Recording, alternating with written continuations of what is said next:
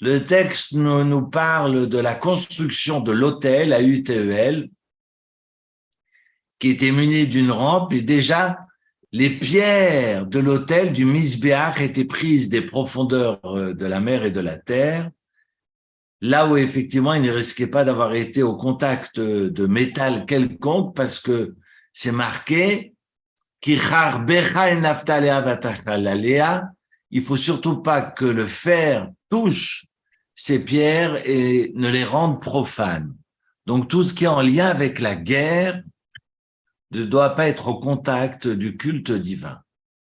Intéressant. Vous allez me dire là, avec quels ustensiles il travaillait toutes sortes d'ustensiles, mais également avec de l'or ou du cuivre ou de l'argent ou du bois ou la pierre, mais en tous les cas, jamais de métal, jamais de fer. Et le couteau, c'est en quoi alors? C'est une bonne question, mais c'était des couteaux. C'était des couteaux. C'était du bronze ou bien? Donc le bronze n'est pas considéré comme étant du métal? Oui, parce qu'on va pas se battre avec des épées de bronze. Non, mais je suis d'accord. Mais en tous les cas, ce qui représente la guerre, on livre bataille, on donne la mort avec ce type d'instruments. Eh bien, ces instruments ne doivent pas être au contact du misbéach, de l'autel. C'est le texte, d'ailleurs, très curieusement, qui termine avec cela, et c'est pour ça que ça peut susciter quelques interrogations. Pourquoi les 10 commandements? Pourquoi la paracha, qui veut dire donc la section de la Torah qui évoque les 10 commandements, termine avec cela et termine avec une phrase vraiment surprenante, Velo ta'ale bemalot al-mizbechi, et ne monte pas par des marches sur mon autel afin afin que ta nudité ne se révèle pas à ce moment-là. Je disais la semaine dernière qu'effectivement, il y a une leçon que Dieu nous donne et insiste beaucoup sur la pudeur, et que même si les pierres sont insensibles et on doit les respecter de par notre attitude sur ces pierres-là, combien évidemment davantage devrions-nous être sensibles à l'honneur, au kavod que l'on doit avoir vis-à-vis du prochain et qui a été créé à l'image de Dieu. Donc c'est important d'évoquer ce respect que l'on a vis-à-vis du monde, du règne animal, et à plus forte raison si on l'a pour le règne minéral, j'entends, et à plus forte raison, on doit l'avoir pour le monde humain. Et on s'est posé la question, alors, j'ai passé, je ne vous cache pas parce que j'étais en Israël ce Shabbat, mon fils habite dans un quartier des Chassidim de Gour. Alors, Chassidim de Gour, c'est très particulier parce que je connais beaucoup de manières de prier. Et puis, eux, ils ont l'habitude de commencer très tôt et puis ils font comme leurs ancêtres. Ça n'a rien à voir avec ce que je suis en train de vous dire, ce que je vous raconte, mais j'ai vécu un week-end, un Shabbat extraordinaire. Et ils commencent la prière très tôt et puis ils font une pause pendant 1 heure. Alors, je demandais à quelqu'un, est-ce que vous allez manger pendant ce temps-là ou qu'est-ce que j'ai pas dit? Non, pendant 1 heure, ils étudient la Torah. Ils font une hafsaka, ils étudient. Alors je dis, mais pourquoi vous faites une hafsaka? Pourquoi vous faites une pause? Ils me disent, c'est comme ça que faisaient les Rebes. Donc en fait, leurs ancêtres, des chassidim de Gour, vous savez combien il y a de villes en Russie, en Ukraine, enfin, des chassidim, il y en a autant qu'il y avait de villes dans ces régions-là. Donc il n'y a pas seulement les Lubavitch, les Satmar, et les Bels, et les Braslav, et les Kotsk et les Gour, il y en avait des centaines et des centaines. Chaque ville avait son rebbe, avait son maître. Et j'étais chez les Chassidim de Gour ce Shabbat. La lecture de la Torah expédiée en 20 minutes. La Haftara, chacun doit la lire pour soi. Je trouve ça très intelligent parce que ça rend tout le monde acteur.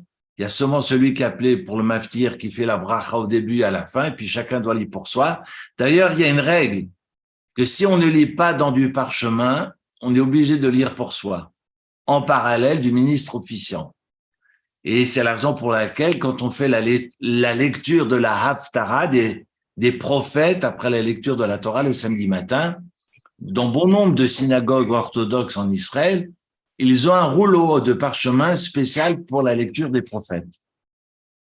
Bref, tout ça pour vous dire que j'ai profité de ma pause pour essayer de comprendre ce verset-là, et j'ai passé ma matinée autour de différents textes kabbalistiques. Alors, ils ont des bibliothèques dans ces synagogues. Mon Dieu. Mais alors, mais on n'est rien du tout. Gournish mit Gournish. Quand j'ai vu ces bibliothèques dans cette synagogue de Gour à Tel Aviv, j'ai eu du mal à en sortir. Mais il fallait quand même à la fin de l'office rentrer à la maison. Alors, c'est intéressant parce que ce soit le Noam Elimelech le Noam Elimelech ou le Bnei Issachar ou j'ai vu au Saint-Texte Mirtav Sofer, le fils du Khatam Sofer, mais ça, il n'est pas kabbaliste, il est plutôt lituanien. Mais on a pas chassidique, mais plutôt lituanien. Mais on a, en tous les cas, bon nombre de commentateurs qui diront que cette pente symbolise la vie. Je supputais, c'était mon hypothèse la semaine dernière, mais après avoir passé la matinée chez ces chassidim, je vous le confirme. Cette pente devant l'autel représente et incarne la vie. Et donc, on peut se poser la question, varum, pourquoi une pente et pas des escaliers? Alors, évidemment, ce que j'avançais la semaine dernière, c'est aussi un texte d'Imre Cohen, de Rav Gershon Cohen, Zatzal. On a ce Vav HaChibur, je vous explique là, le texte que nous lisons cette semaine, qui est composé de 53 lois, commandements d'ordre social pour nous apprendre à vivre ensemble, et pas que pour les affaires, mais à être ensemble. Eh bien, c'est marqué non pas « voici les commandements », mais c'est marqué « et voici les commandements ». Et ce « et » qui est un « vav » en hébreu, ce trait qui est le « vav », est ce qu'on appelle un « vav HaChibur », c'est-à-dire que c'est un « et », conjonction de coordination, bien sûr, mais qui fait le lien entre les commandements qui vont être présentés dans la paracha de la semaine avec ceux de la semaine précédente. Raison pour laquelle Rashi, évidemment, va reprendre le Midrash, et puis la plupart des commentateurs diront, de la même manière, les lois divines, les 10 commandements ont été donnés sur le mont Sinaï, de la même manière, ces lois sociales appartiennent aux lois divines. C'est pas qu'une affaire horizontale, mais c'est aussi une affaire verticale, si je veux simplifier. J'ai envie de dire, pour la même raison d'ailleurs, pourquoi Dieu ait besoin d'insister de ne pas assassiner, qui ne veut pas dire ne pas tuer, mais pourquoi Dieu m'oblige, à travers les 10 commandements, de ne pas assassiner? Ai-je besoin de la Torah pour savoir que je ne dois pas assassiner mes voisins? On s'entend les voisins de palier, les voisins du dessus, non, je les laisse tranquilles. Mais non, mais je veux dire, la question pourquoi j'ai besoin de la Torah pour apprendre à respecter mes prochains. Alors, c'est la raison pour laquelle je reprends l'idée que si la Torah, et si c'est compris dans les 10 commandements, c'est pour nous dire, c'est pour nous apprendre que de ne pas assassiner n'est pas qu'une affaire entre nous, entre les hommes, mais c'est aussi une affaire entre nous et Dieu. Et donc, ça donne une dimension divine à la loi. Ça dépasse la dimension sociale. C'est pas qu'une affaire sociale ou sociétale. C'est une affaire divine. C'est une affaire thoraïque. Et les lois qui sont promulguées dans la paracha de Mishpatim de la semaine sont du même ordre, sont du même acabit. Et Dieu va insister. C'est pour ça que ce Vav HaChibur nous fait le lien entre ces lois de cette paracha avec celles qui précèdent. Donc, vous pourriez aussi me poser la question, pourquoi des escaliers? pourquoi, je vais dire une pente et pourquoi pas des escaliers dans le chemin de la vie. Et les commentateurs diront, alors j'en ai beaucoup, évidemment qui reprennent la Mechilta, qui reprennent le Midrash. On sait que de toute façon, s'ils enjambaient grossièrement les marches, ils n'allaient pas dévoiler leur nudité parce qu'ils avaient de toute façon, excusez-moi, mais ils avaient un caleçon de lin sous leur aube, donc il n'y avait pas de problème de nudité, je pense, enfin, sur le plan physique. Donc, pourquoi on nous parle de nudité ou de légèreté au niveau des grandes enjambées qu'aurait dans cette progression du prêtre si ce n'était pas une pente et si c'était des escaliers. Alors, c'était la question de la semaine dernière, rappelez-vous, et je comptais reprendre le propos.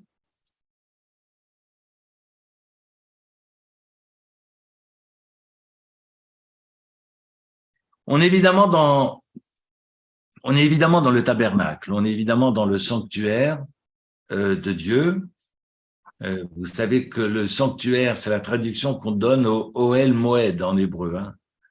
Et je fais juste une parenthèse, Moed vient aussi du mot vied, qui est la racine trilitaire et qui est un verbe, vav, ayin, dalet, qui veut dire la rencontre, rencontrer. Et quand on est dans la rencontre avec Dieu, alors on est dans ce Ohel Moed. Raison pour laquelle parfois on voit l'attente de la... Certains traduisent, alors je ne vais pas aller voir toutes les traductions, mais Ohel Moed traduit par l'attente de la rencontre. L'assignation. C'est intéressant. Alors bon, généralement on traduit le Ohel Moed par le sanctuaire.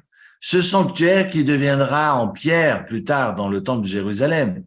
Mais jusqu'à Jérusalem, ce sont des tentures, c'est un temple portatif qui va rester longuement à Shiloh lorsqu'il rentrera en terre d'Israël, mais avant, va errer pendant 40 ans dans le désert et accompagner les tribus d'Israël dans leur pérégrination, dans leur errance, dans leurs 40 ans de désert.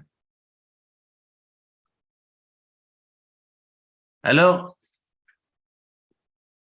le Imre Cohen dont je parlais tout à l'heure évoquait les lois de Mishpatim, et on a dans ces Mishpatim, alors il y a différents types de lois, il y a des lois rationnelles et des lois irrationnelles, il y a des lois aussi qui font preuve de témoignage, différents types de décrets d'ailleurs que compose, et on a donc des lois qui parfois ont du mal à être comprises, en tous les cas, il n'y a pas de raison objective mentionnée dans le texte autre que « je suis l'Éternel qui vous les ordonne ». Ce qu'on appelle le chok. Et toutes ces lois parfois sont difficiles à accueillir et à réaliser. Raison pour laquelle, symboliquement, on pourrait penser que si nous montions des escaliers, on irait mettre le pied uniquement là où c'est stable, c'est-à-dire sur les marches, et non pas sur les contre-marches. Parce que la contre-marche, évidemment, on serait pas debout longtemps. Donc, on ira mettre seulement les pieds là où c'est stable. Symboliquement, cela signifierait que je vais mettre le pied là où je me retrouve, là où les lois me parlent, là où les lois ont un sens pour moi. Donc, on est sur du subjectif et pas de l'objectif. Et Dieu nous apprend qu'il n'y a pas de sélection possible parce que tout est du même ordre. Il n'y a pas des lois que j'accepte, des lois que je n'accepte pas parce que je ne les comprends pas, parce que toutes les lois sont du même type, sont du même acabit. Raison pour laquelle il n'y a pas de marche et de contre-marche et toutes ces lois sont symbolisées par une pente où je vais évoluer, je vais avancer, je vais cheminer et appréhender l'une après l'autre avec la même sérénité, le même sérieux, le même engagement et la même responsabilité. Alors, je retrouve finalement le discours des chassidim et des kabbalistes que je lisais ce Shabbat, qui perçoivent cette pente comme le chemin de la vie. Parce qu'on sait très bien que sur ce chemin de la vie, si on reste immobile, eh bien, on tombe. On peut pas rester figé. On peut pas s'arrêter, s'engluer dans une perception. On doit constamment se revisiter et avancer. J'aime bien l'idée de la pente. C'est pas seulement un chemin, c'est également quelque chose de pentu qui nous oblige à être tout le temps mobile, à être tout le temps en mouvement. J'ai bien l'idée du mouvement. Et c'est cette idée de mouvement que je souligne et qui est vraiment l'expression de cette pente devant l'autel et qui vient clôturer les 10 commandements comme pour nous dire, eh bien, les 10 commandements, c'est un prélude, mais vous avez tous ces commandements, toutes ces lois au nombre de 613 qui sont du même ordre et qui vous aideront à cheminer dans la vie. Évidemment, on n'est pas tout le temps à l'aise avec toutes ces lois, mais l'idée, c'est d'être dans l'action parce que c'est cette action-là qui nous permet d'avancer et qui fait sens. Peut-être je ne peux acquérir de sens uniquement sur le plan intellectuel. Je suis contraint du mouvement, je suis contraint de l'avancement, je suis contraint de cheminer, parce que si je me contentais uniquement d'une réflexion, d'une approche purement intellectuelle de la Torah, eh bien, je tombe. Voilà la lecture que je soumettais la semaine dernière et que j'avais envie de reprendre avec vous. Ce Mishpatim, alors il y a beaucoup de passages intéressants. On a aussi un passage à la fin que nous lisons à chaque fête. On a aussi ce chapitre 24, sauf erreur de ma part.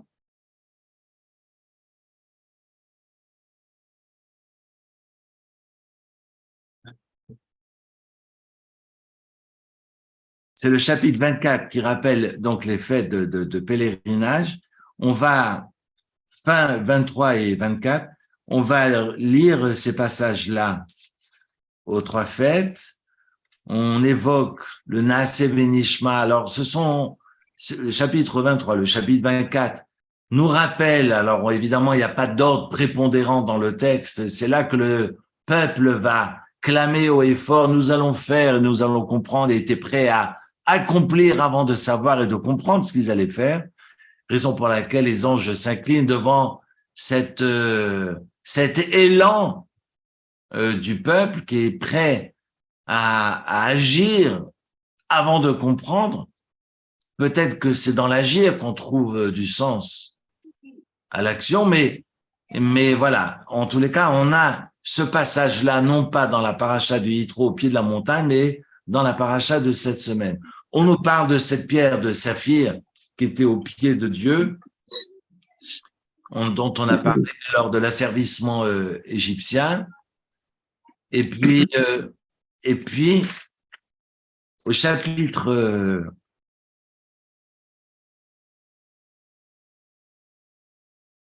chapitre 22, je tenais dans le chapitre 22 parce que ce sont 2 versets. C'est pas mon propos de ce soir, mais j'aimerais quand même vous lire ce verset-là qui depuis des années, ce sont des versets qui me font froid dans le dos.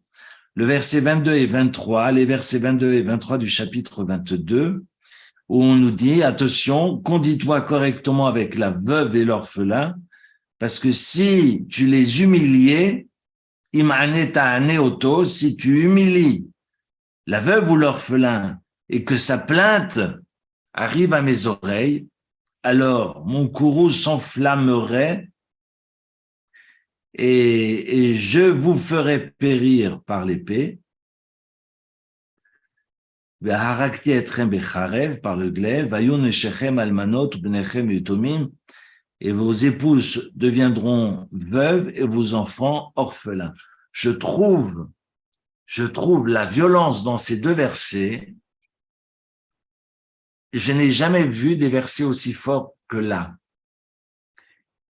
Comme il est fondamental dans la Torah qu'avant de nous parler de Shabbat et de Kashrut, comment je me conduis avec l'autre et comment je me conduis avec la personne qui est fragilisée par son histoire.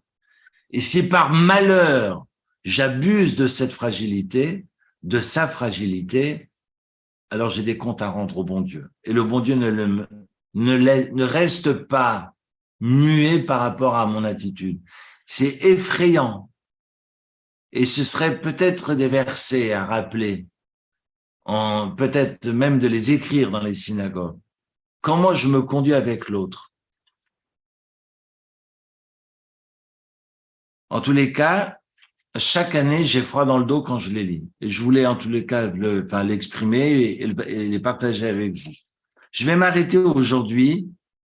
On l'a fait l'année dernière, mais vous connaissez mon défaut, je radote très souvent, donc ça me dérange pas de le faire encore une fois aujourd'hui, sur la loi du talion. Regardez, à la fin, le milieu du chapitre 21, je suis au verset 23, 24 et 25 et 26. Imason yevenatata nefesh tachat nefesh. Ayin tachat ayin, shen tachat shen, yad tachat yad, rigel tachat ragel, kevia tachat kevia, petza tachat patza, chabura tachat chabura, œil pour œil, dent pour dent, main pour main, pied pour pied, brûlure pour brûlure, plaie pour plaie, et blessure ou contusion pour contusion. Vous savez que le mot tachat veut dire sous, et on sait que ayin, la lettre ayin, yud et nun, si on vient voir les lettres qui sont dessous, ayin, c'est la lettre P, le yud, c'est la lettre kaf, et le nun, c'est la lettre samer, qui fait l'anagramme du mot kesef, qui veut dire l'argent. Évidemment, vous allez me dire, bon, c'est quoi ces jeux de mots? Non, en fait, ce sont pas des jeux de mots. C'est juste une aide mémotechnique, mais en fait, le texte talmudique dans Baba Kama, le traité de Baba Kama, c'est les pages 84, 85, 86. Il y a beaucoup de pages qui traitent du problème de la loi du talion. D'ailleurs, on ne traduit pas la loi du talion en hébreu, on dit juste ayin tachat ayin, œil pour œil. Il n'y a pas une expression pour évoquer la loi du talion comme nous l'avons en français. Ce qui est sûr, c'est que tout le monde dans le Talmud de Baba Kama, tout le monde dira que chez Notlim Deme Haevarim, qu'on prend la valeur des membres perdus, mais on prend la contrepartie en argent, et donc il y a 5 éléments particuliers. Donc on va veiller à des soins, on va veiller au RTT, au manquement dans le travail, on va veiller à payer le chômage, on va veiller à payer l'hôpital, on va veiller à payer les dommages psychologiques. Et donc, on a pour chaque blessure les lois qui sont vraiment très, très claires. Alors, évidemment, le Talmud n'est pas là pour nous donner des lois, mais le texte est très clair, si vous avez des traductions de Baba Kama. En tous les cas, très clairement, le texte nous enseigne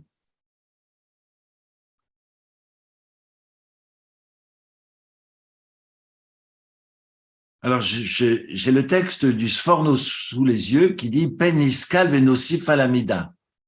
Parce que si je dis que je dois crever l'œil à l'autre, parce que la personne m'a crevé l'œil et je dois faire œil pour œil, crever l'œil de la personne qui est face à moi, pen iskal venosif alamida, ça veut dire de peur qu'on en vienne à rajouter sur la blessure.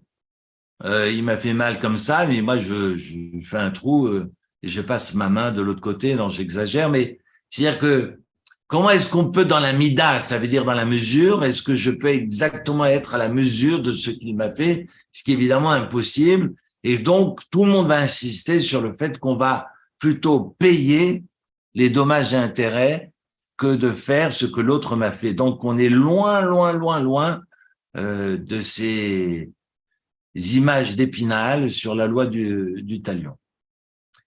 Maintenant, ce qui est intéressant, c'est que si vous regardez le texte, et je fais ça à l'appui de Maïmonide, en fait, on n'a pas oreille pour oreille. On a dent pour dent, œil pour œil, main pour main, pied pour pied, mais on parle pas d'oreille. Alors, je suis un peu confus parce que je viens d'atterrir, mais c'est intéressant parce j'avais des textes ce Shabbat qui évoquaient le fait que qu'est-ce qui reste, qu'est-ce qui est propre au squelette. Alors, c'est intéressant parce que si je fais tomber une dent, ça peut être une dent de lait. Et la dent qui va ressortir n'était pas la dent d'origine. Alors, il y a le rapport au squelette, le rapport au corps de ce qui est remplacé, ce qui n'est pas remplaçable, ce qui est d'origine, ce qui peut se refaire ou ce qui ne peut pas se refaire. Des discussions qui vont dans tous les sens et c'était passionnant. Mais je me suis arrêté sur la question de l'oreille parce que on parle pas d'ouïe, on parle de vue. On parle pas d'olfactif d'ailleurs parce que le sens de l'odorat, j'ai étudié dans l'avion. Alors évidemment, j'ai acheté des livres, alors j'en ai profité, je me suis pas arrêté. J'ai lu un texte du XVIIIe siècle dans l'avion sur la question de l'odorat. Et ce kabbaliste écrit que l'odorat, le sens olfactif, n'a pas participé à la faute d'Adam. Parce qu'il a vu sa femme, donc il y a la vue, et il a entendu, regarde et viens voir. Enfin, donc on a la shmiya, on a l'écoute, on a la vue, on a le goût, et puis il va prendre le fruit dans la main. C'était pas une pomme, je vous rassure, mais on a aussi le toucher. Donc on a tous les sens sensoriels, mais on n'a pas l'odorat. Et il écrit que le sens de l'odorat est un sens qui a été protégé, qu'on va constamment faire des bénédictions pour remettre de l'ordre dans l'amalgame causé par la faute d'Adam, parce qu'après qu'il ait mangé, le tov et le ra, le bon et le mal se confondent, et on doit faire ce travail de distinction, de discernement, et que la bénédiction a cette fonction de discernement. Et au-delà de discernement, c'est que la bénédiction me permet de profiter de ce monde, comme nous le rappelle les Écritures, c'est que la terre et tout ce qu'elle contient appartient à Dieu. Et donc, si je profite de quelque chose qui est à Dieu, c'est comme si je volais. Je ne peux pas manger sans faire de bénédiction, sinon je suis un voleur. Bref, mais il y a la question de l'odorat, où je vais quand même faire une bénédiction pour sentir. Et donc, on aura peut-être l'occasion avant Pourim de revenir et sur ce sens olfactif parce que c'est un sens qui est au-delà des autres sens et qui touche directement la neshama.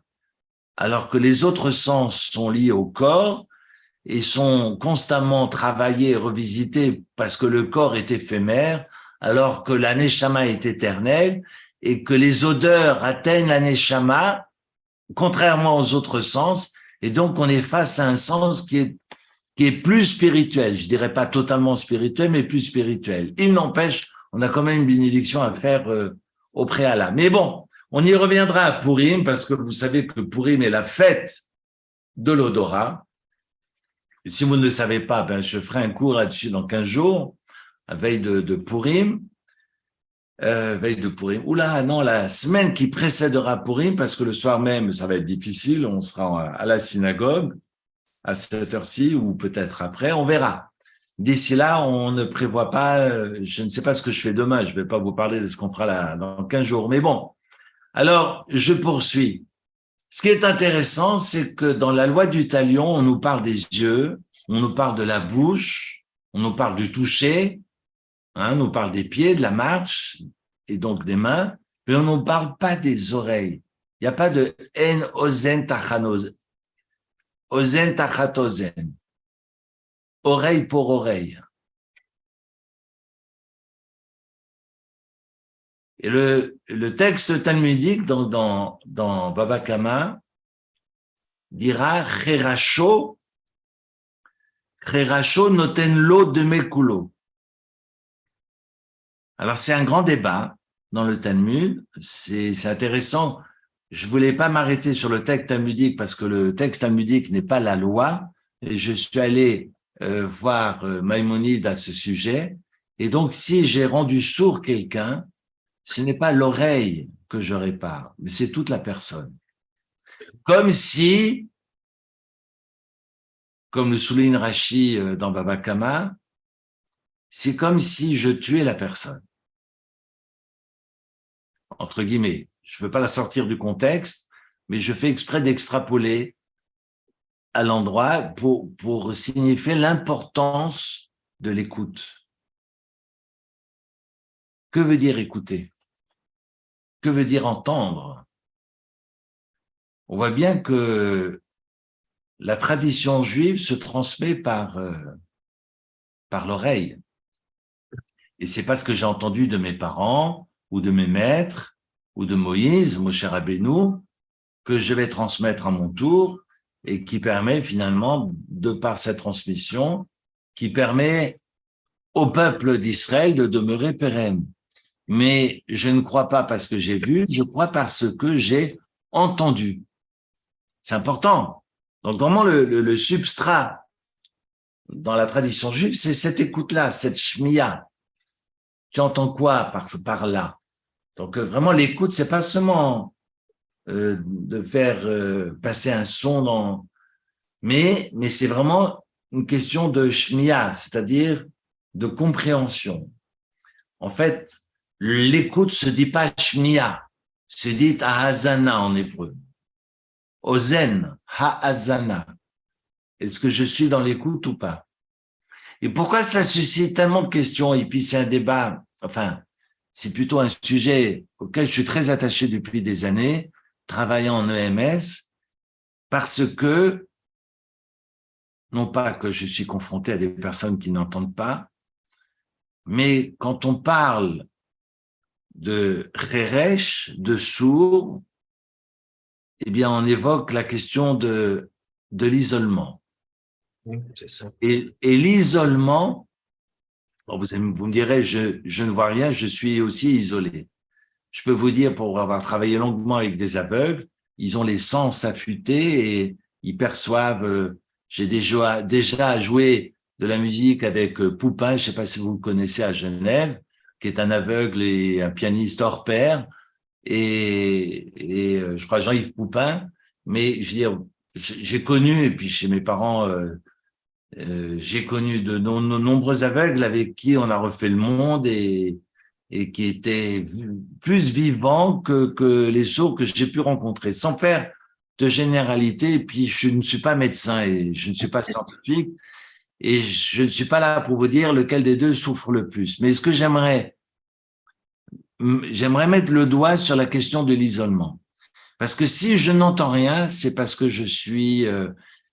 si je n'entends rien, ça suscite un isolement. Et à la différence de la solitude, et c'est ce dont je répète souvent cette idée de par mon travail auprès de vous et dans mes interventions, c'est que la différence entre la solitude et l'isolement est une solitude que je ne choisis pas. Je peux être dans une solitude que je choisis. D'ailleurs, c'est intéressant que l'isolement et solitude se traduisent par la même façon en hébreu. Il n'y a pas un mot qui signifie l'isolement et qui est une approche péjorative de la solitude et la solitude. Les deux s'appellent bédidout, boded. Les hid boded, ça veut dire s'isoler. Mais la bédidout, c'est-à-dire la solitude, eh bien, on en a tous besoin. Et ne me dites pas le contraire. De temps en temps, on a besoin de se retrouver seul, de se ressourcer devant sa tasse de café ou je ne sais, ou de son cigare ou ou son lait chaud, mais on a besoin, ou de son cup of tea, mais on a besoin d'un moment de retrouver des énergies et ne pas être constamment happé par le monde environnant. Et on est dans une solitude alors choisie. Je veux être dans un moment de solitude de 5 minutes, 10 minutes, 2, 3 ans, non, j'exagère. Mais voilà, c'est 5 minutes qui vont me ressourcer pour replonger dans dans ce rapport au monde qui est agressif, mais dans le bon sens du terme, parce que la pulsion de vie est agressive et qui me permet de créer, qui me permet de participer à la création divine. Alors, ne nous égarons pas. Ce que j'aimerais souligner, c'est que l'isolement est une solitude qu'on ne choisit pas. Et l'isolement tue. Je l'ai souvent dit ici, l'isolement tue.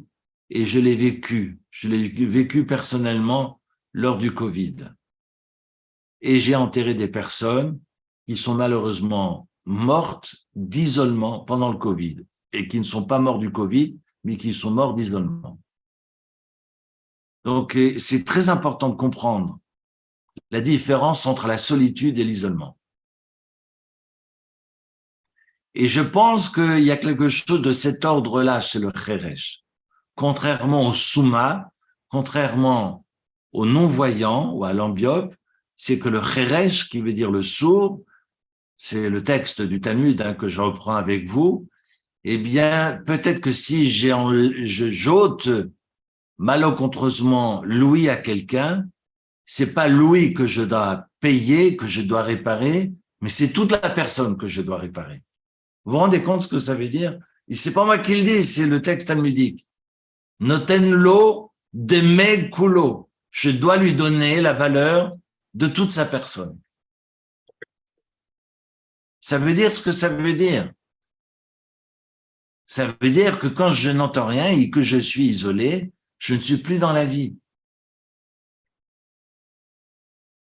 Ça me rappelle d'ailleurs un texte talmudique sur les 10 commandements, où le peuple est sous une montagne, on l'avait peut-être évoqué il y a quelques années, symboliquement sous une montagne, et que Dieu leur dit, allez vers la vie, allez vers le monde, sinon là-bas sera votre tombeau. Dieu ne dit pas, c'est là que je vous assassine si vous refusez la tradition orale, mais si vous vous contentez de la Torah et que vous voulez rester isolé du monde, là, alors là sera votre tombeau. Ça veut dire quoi, votre tombeau? C'est-à-dire que vous allez vous enterrer tout seul si vous n'allez pas vers la vie. Donc, ne restez pas isolé. La Torah n'est pas là pour être enfermée dans les 4 coudées de votre synagogue. Elle est là pour être partagée, témoignée, dont vous êtes les responsables. Un texte talmudique, qu'on pourra le reprendre si vous le souhaitez, mais la question de l'isolement est une question fondamentale. C'est peut-être la raison pour laquelle il n'y a pas de ozen tachat ozen, il n'y a pas de oreille pour oreille dans la loi du talion. Alors, j'aimerais partager avec vous 2 histoires. La première, c'est dans Samuel 1, chapitre 3. Le jeune Samuel, bon, vous savez que sa maman Hannah, qui était stérile, a prié, puis elle a juré que si un enfant viendrait au monde, elle le consacrerait, et puis c'est ce qu'elle fit. Elle va conduire cet enfant chez Élie, le prêtre, qui travaille donc à Shiloh, qui travaille dans le futur temple de Jérusalem. Il n'y a pas encore de temple. Samuel est encore enfant, et c'est le roi David qui va déplacer le sanctuaire vers Jérusalem, et c'est Salomon, son fils, qui érigera le temple de Jérusalem. Mais on est au chapitre 3 de Samuel, le jeune Samuel qui commence à grandir, qui voit les enfants de Élie mal se conduire. Enfin bref, il est plein de générosité. Il est doté d'une clairvoyance hors pair, et puis dans cette maturation, eh bien, Dieu va se révéler à lui. Et Dieu se révèle à lui, et puis il va l'appeler Shmuel. Et il se réveille aussitôt, en pleine nuit, il est tout jeune, hein. Imaginez, 1h du matin, il entend Shmuel. Alors, Vayikra Hashem el Shmuel, Vayomer, Hineni, me voici. Vayarodz el Eli. Et donc, il va courir chez Eli, et il dit, me voici, tu m'as appelé. Alors, imaginez, bon, je ne pense pas que Eli, à 1h du matin, il était encore en train d'arranger les objets de culte qu'il y avait dans le sanctuaire, mais en tous les cas, Eli était debout, et il dit, mais je t'ai pas appelé. Va, chauve, shechad, retourne te coucher. Une deuxième fois, Shmuel entend Dieu qui l'appelle, Samuel. Il sursaute, il dit, me voici. Et il court chez Élie, tu m'as appelé? Mais non, mais je t'ai pas appelé. Évidemment, Élie va comprendre que c'est Dieu qui l'appelle. Et puis, c'est la première fois de sa vie. Il rencontre un incroyable.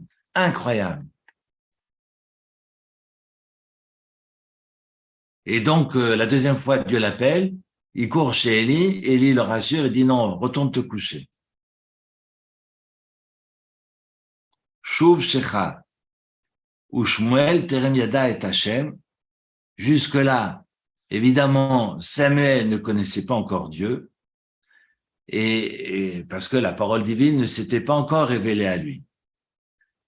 Et voilà que Dieu va l'appeler une troisième fois. Shmuel.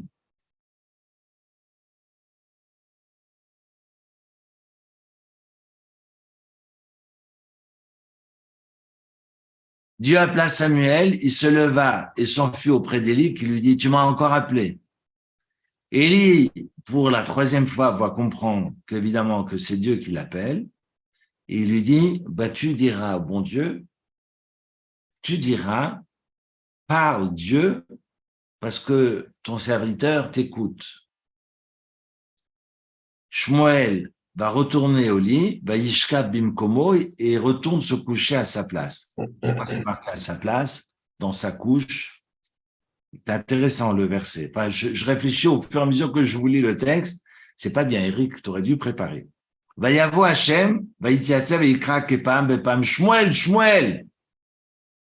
Et cette fois, le Seigneur vient, il vint, s'arrête là, il appela comme il avait fait à chaque fois.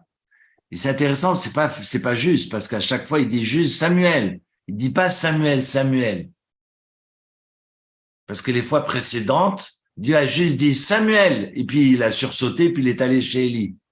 Et là, marqué, et Dieu l'a appelé comme à chaque fois Samuel. On sait que Dieu appelle nos aïeux de cette manière-là, en répétant 2 fois. Moïse, Vayomer Hineni, me voici. La même chose pour les patriarches. Répète toujours 2 fois. Il y a cette redondance. On peut comprendre que la redondance fait écho par rapport aux appels des ancêtres, mais dans ce texte, c'est la question qui survient, mais j'ai pas de réponse, hein. En tous les cas, c'est marqué, Vayikra kepam bepam Shmuel. Et Dieu va l'appeler comme à chaque fois. Mais non, parce que c'est la première fois que Dieu va répéter Samuel 2 fois. Enfin bref, Dieu dit Samuel. Et Samuel répond, c'est magistral. Verset 11. Daber qui Shomea Avdecha. Ça veut dire quoi?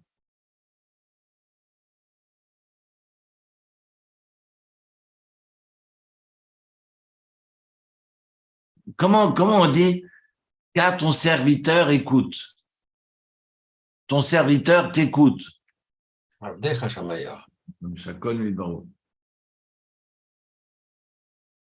Comment vous dites? Qu'Avdecha shomea. Non? Car ton serviteur qui Avdecha shomea écoute. Au shomacha t'écoute. Mais c'est pas qui shomea Avdecha. Le verbe n'est jamais avant. Ouais. Logiquement, le texte devrait dire qui Avdecha shomea. Non, mais on dit évidemment, Vayedaber, Vayeyomer Hashem. Et Dieu a dit. Mais ça, c'est pour d'autres raisons. Mais généralement, le verbe va suivre le sujet, non? Je sais pas. Mais en français, c'est sûr, mais en hébreu, c'est le cas. Et là, curieusement, c'est marqué qui shomea avdecha. Comme s'il était marqué non pas que ton serviteur t'écoute, mais que ton serviteur écoute.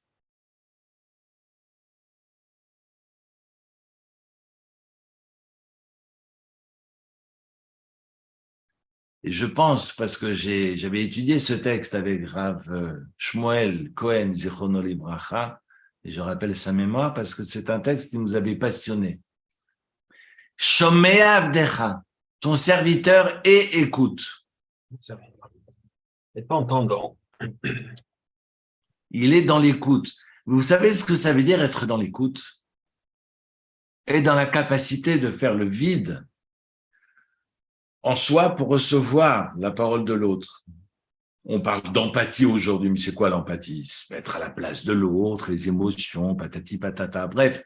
Mais attendez, les kabels de recevoir une parole, je peux pas la recevoir si je suis plein à ras-bord. Il y a que pour Moïse. On parle de Kibel, Moshe Kibel Torah Misinaï. Première maxime des pères. Moïse a reçu la Torah du Sinaï. D'ailleurs, c'est pas du Sinaï, c'est de Dieu. Bon, ça, c'est une autre question.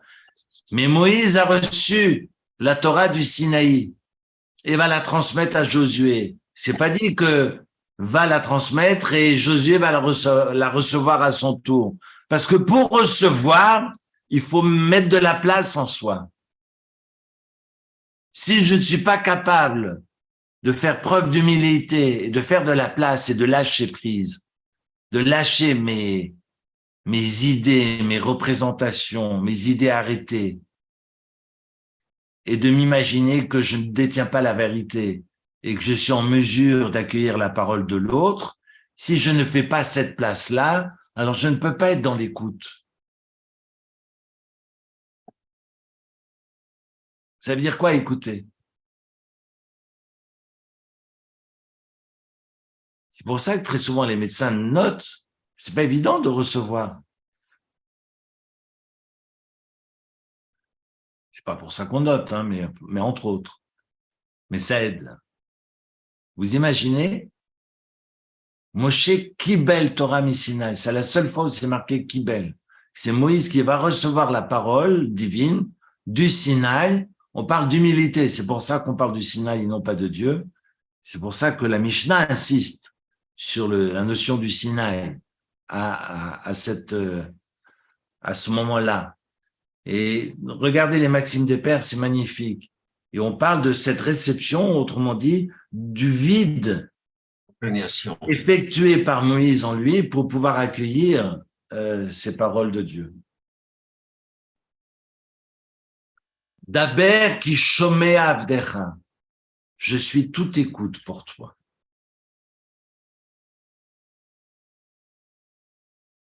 Comment est-ce qu'on dit écoute finalement? Le mot écoute, c'est Shomea. C'est shomea. Moi, je sais pas si vous avez un chumash sous la main, mais je vous invite juste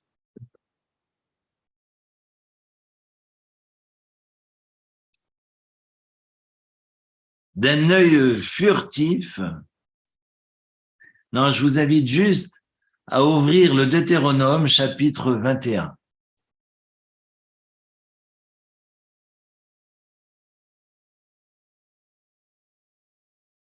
Deutéronome, chapitre 21. Je vous embête, j'aurais dû vous avertir. Et ça vous oblige à courir. Je suis désolé. Mais regardez juste le chapitre 21, verset 18.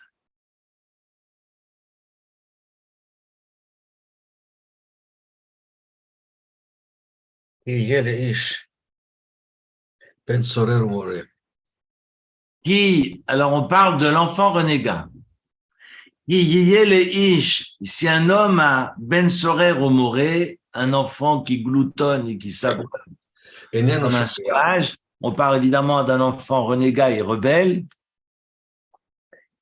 Alors, je vous rassure tout de suite, entre le texte de la Torah et puis les débats qui vont suivre dans le traité talmudique de Sanhédrin, évidemment, gros décalage.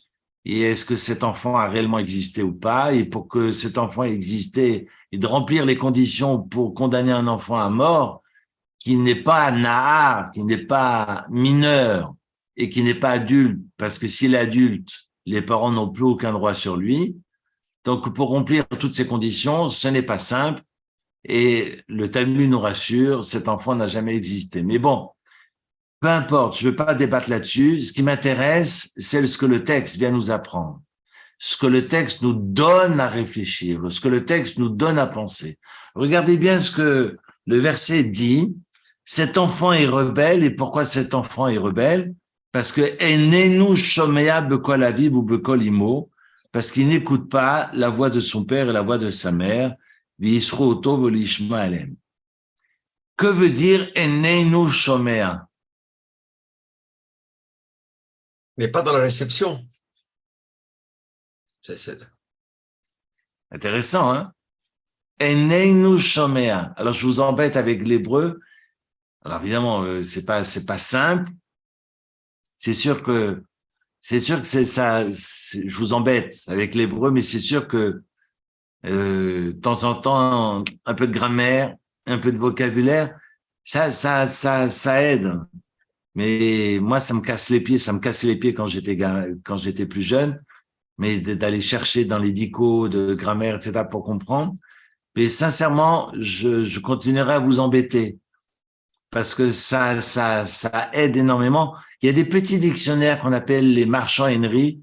C'était la version il y a 50 ans.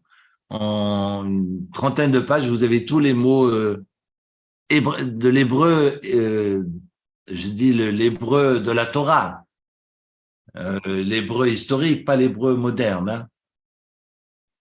Bref, donc je vous invite à travailler un peu de vocabulaire de temps en temps, ou en tous les cas, de vous munir d'un dictionnaire lorsque vous aurez le texte, parce que si vous arrivez à vous débrouiller, vous dépatouiller, mais je voudrais faire un cours d'hébreu, ça prend 1 heure, mais après vous savez lire et écrire, mais avec un dictionnaire à côté de vous, ça aide énormément. On pourra faire aussi une fois, même via le Zoom, un cours d'hébreu. Bref, tout ça pour vous dire que enenu ne veut pas dire eno. Si je devais dire cet enfant n'écoute pas, alors vous savez que la Torah ne fonctionne qu'à travers des euphémismes.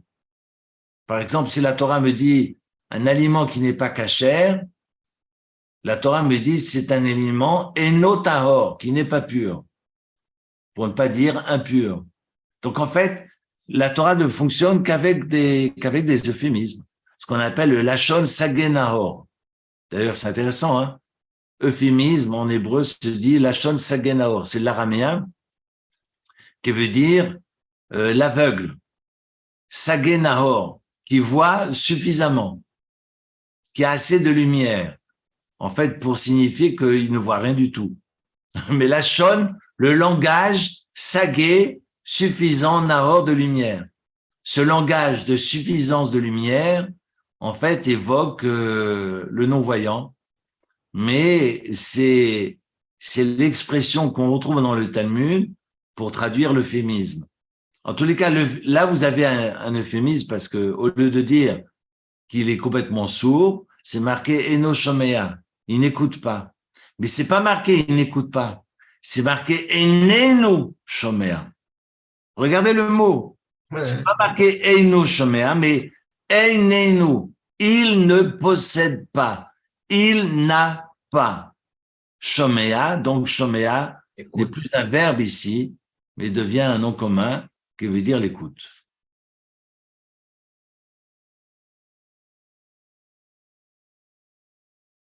Cet enfant, ce jeune adolescent, c'est pas un enfant, on ne condamne pas un enfant, ce jeune adolescent ne possède pas l'écoute. Vous allez me dire, ça veut dire quoi? Évidemment, il faudrait 1 heure. Mais c'est curieux. Voilà 2 exemples entre Shmuel, qui est l'opposé extrême, avec cet enfant rebelle qui n'est absolument pas capable d'être dans l'écoute et qu'on va condamner à mort. Et c'est un grand débat talmudique. Mais comment tu peux condamner un innocent? Oui, parce que plus tard, il deviendra coupable. Il vaut mieux le tuer innocent que de le tuer coupable. Bon, enfin, vous allez me dire, mais Eric, on est devenu dingue. Je vous rassure, c'est un cas de figure qui n'a jamais existé. Mais évidemment, ça mérite qu'on prenne le texte du Talmud et pas à brûle-pourpoint et de traduire comme ça à la légère et de comprendre ce que le texte vient nous apprendre. Je parle pas du texte thoraïque, mais le texte talmudique. Mais voilà que le verset nous dit, voilà ce rebelle qui ne possède pas l'écoute.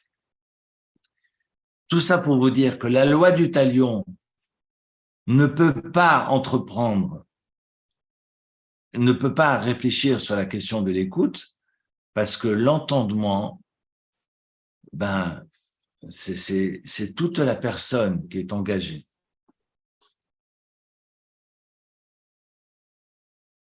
Et donc, je ne peux pas je peux remplacer un œil, je peux remplacer une dent, je peux me refaire le nez, mais si j'ôte l'ouïe et j'isole une personne, c'est comme si je la tuais. J'extrapole volontairement. Et la religion juive n'est pas une religion pour être vécue isolée du monde, même si on est boded, comme nous le rappelle Bilam, le prophète, Am boded, d'un peuple solitaire, mais un peuple solitaire dans son action, dans son rapport à Dieu, mais qui a une obligation de témoignage, noblesse oblige, et qui doit, justement, sans prosélytisme aucun, mais porter haut, à bout de bras, la question du vivre ensemble, de l'humilité et du vivre ensemble. Parce que c'est cette unité qui nous permet de nous inscrire dans cette asymptote, dans ce rapport à Dieu. Oui. Ni plus ni moins. Voilà.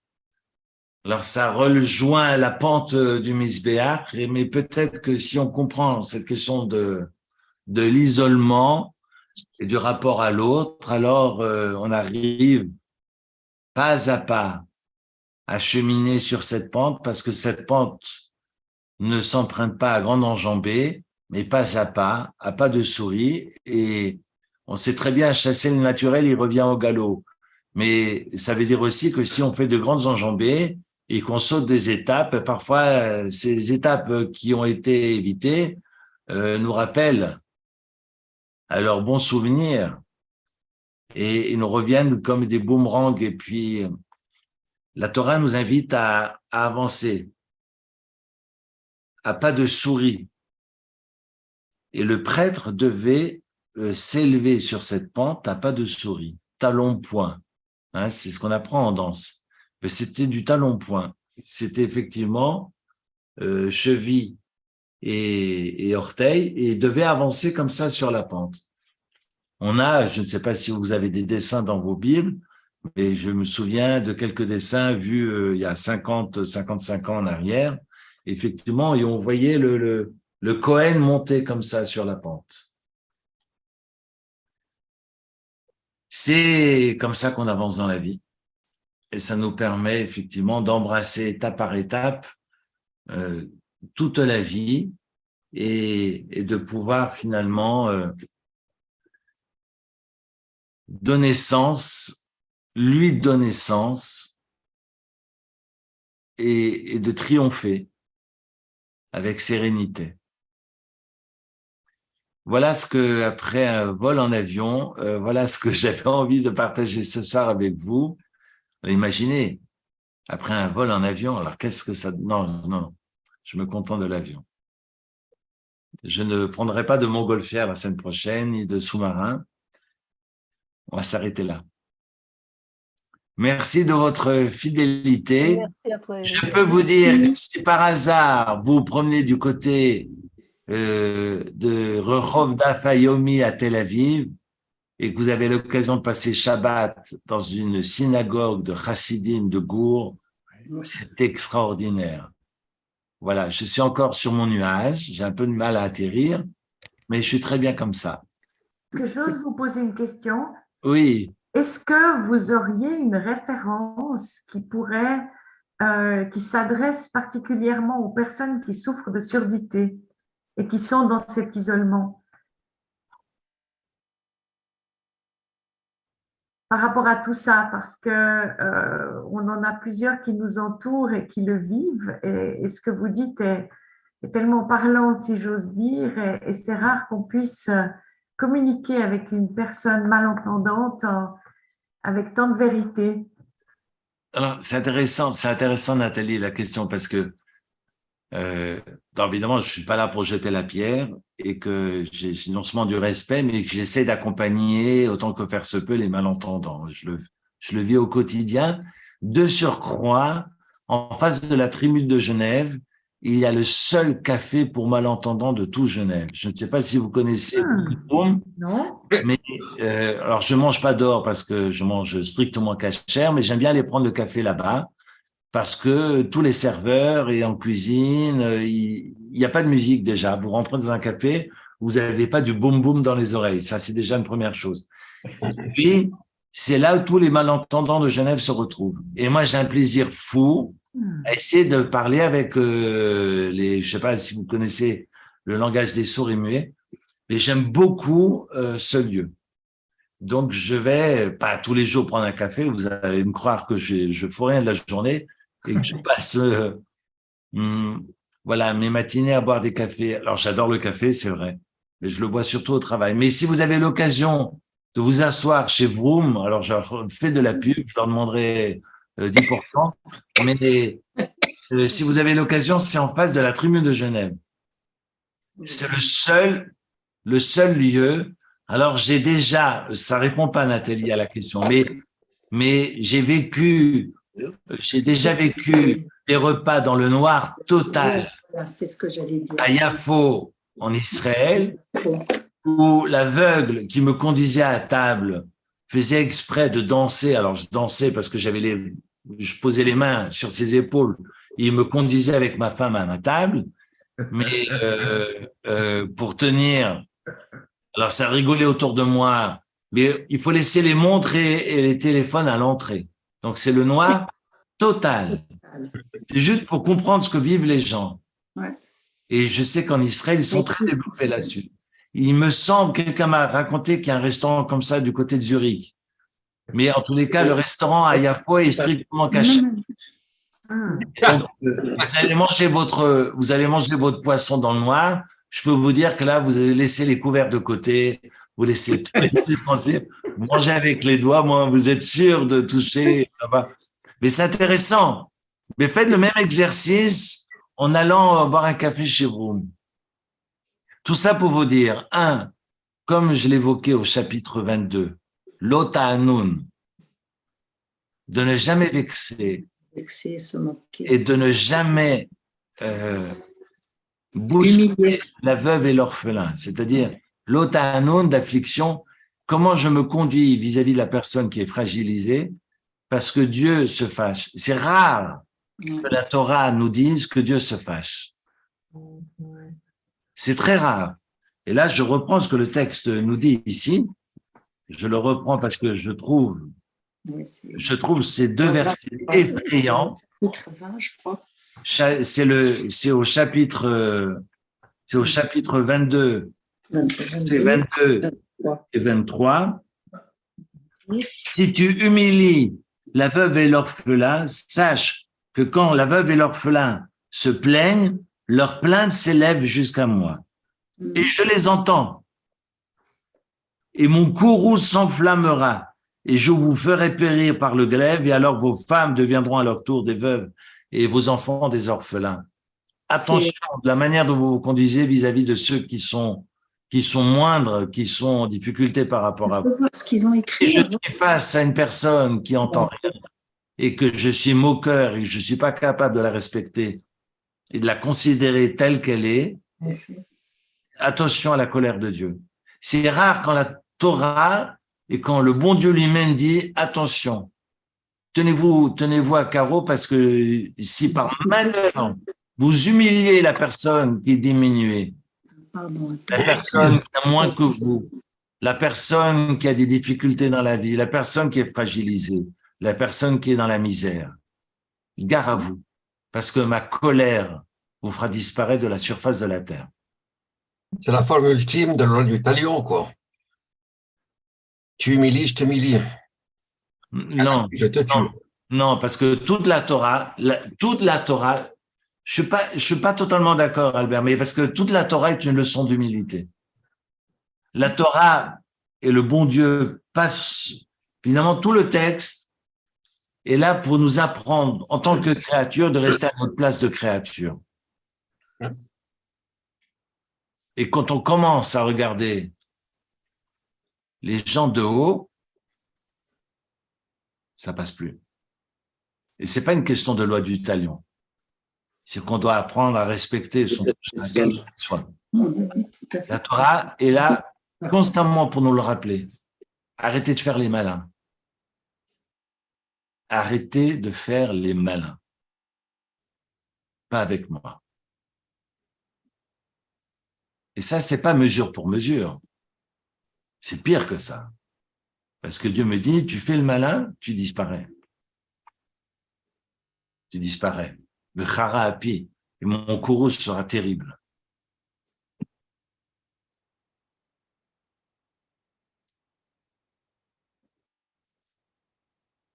Alors, Nathalie, je ne sais pas si ça répond. Oui. Merci. Mais indirectement, je vous invite tous à aller prendre un café chez Vroom. J'irai les visiter et leur dire maintenant c'est 10%. Voilà. Non, je rigole. Mais je trouve intéressant d'apprendre d'autres langages. Le langage des signes. Moi, j'ai fait des colonies de vacances. J'ai même dirigé des colonies de vacances avec des sourds-muets. Enfin, ils n'étaient pas tous sourds-muets. Il y avait beaucoup d'handicapés, mais entre autres des sourds-muets. Je peux vous dire. Alors, j'ai même allé. Alors, je peux vous dire. En 87, un des ponts aériens qu'on a fait avec l'Éthiopie, je me suis retrouvé dans un village de réfugiés éthiopiens. On m'a demandé avec d'autres élèves de la yeshiva. Et moi, j'étais fier de mes colonies de vacances en tant qu'animateur. Oui, je suis un animateur. Là, j'ai fait le malin. Oui, je sais. Puis je me suis retrouvé avec des enfants avec qui je ne pouvais pas communiquer. C'est la tribune. Avec qui je ne pouvais pas communiquer. Et c'est là que c'est magique. Alors là, je peux toujours frimer, faire l'idiot, mais là, on fait quoi? Et j'avais pas un ou deux ou trois, ils étaient des centaines autour de moi. Ils attendaient que je fasse quelque chose. Alors maintenant, j'en aurais pour 1 heure si je vous racontais. Mais voilà. Voilà comment la vie nous réapprend à être humble. Et si on n'apprend pas à être humble, eh bien, c'est la vie qui nous le rappelle, que ce soit le Covid, quelle leçon d'humilité on a pris dans les dents. Et puis aujourd'hui, les problèmes que le monde connaît, problèmes de pollution, problèmes de réchauffement, on fait les malins. Alors la nature nous dit, t'es pas tout seul, tu te crois tout puissant, retourne à ta place.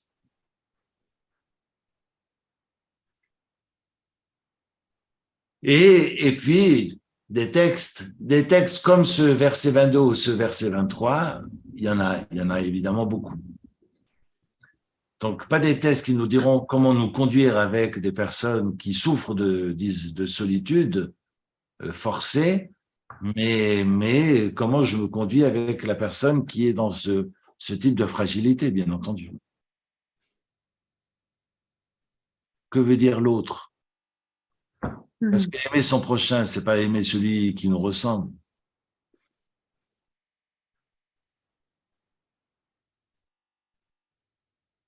Je vous souhaite une très belle soirée. Merci infiniment. Merci beaucoup. Merci. On a trouvé Merci, le Eric. restaurant. Ah, vous avez trouvé Vroom? Ouais, on a trouvé.